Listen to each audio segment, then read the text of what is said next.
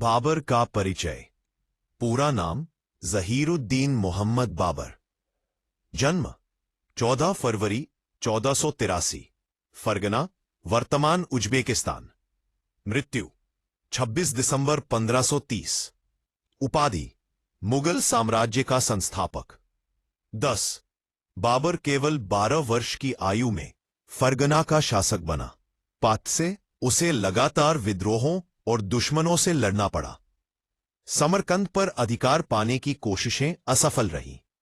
अंततः उसने काबुल पर कब्जा कर अपनी शक्ति मजबूत की। 3 भारत की ओर रुख। भारत उस समय छोटे छोटे राज्यों में बंटा था। दिल्ली सल्तनत का शासक इब्राहिम लोदी कमजोर था। कुछ आदमी गाड़ियों ने बाबर को भारत आने का निमंत्रण दिया। 4 भारत की ओर रुख। 10 भारत की ओर रुख। 5 से उसे लगातार विद्रोहों और दुश्मनों से लड़ना पड़ा। समरकंद पर अधिकार पाने की कोशिशें असफल रहीं। अंततः उसने काबुल पर कब्जा कर अपनी शक्ति मजबूत की।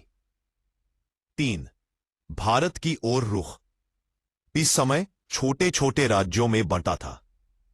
दिल्ली सल्तनत का शासक इब्राहिम लोदी कमजोर था। उस पर एक बात अहम, उस समय पूर्वे जद्य था और पावर लेने के बाद उसने शोक्त बेकार चला। अंततः उसने काबुल पर कब्जा कर अपनी शक्ति मजबूत की। समरकंद पर अधिकार पाने की कोशिशें असफल रहीं।